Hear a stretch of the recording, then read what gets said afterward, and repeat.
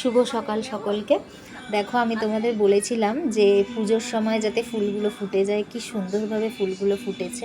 তাই আমি একেবারে টব সমেতই সামনে নিয়ে এসেছি, নিয়ে এসে ফুলগুলো আস্তে আস্তে তুলে নিচ্ছি, নিয়ে আমি মাকে দেব।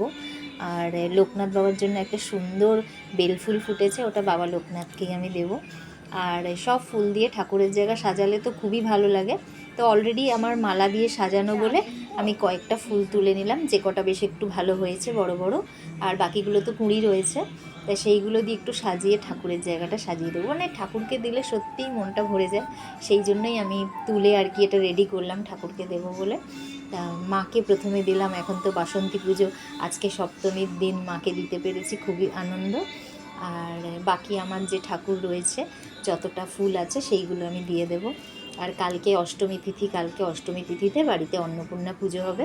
আশা করি তখন আরেকটু ফুল ফুটে যাবে, আরও কটা ফুল তুলে মাকে দিয়ে দেব।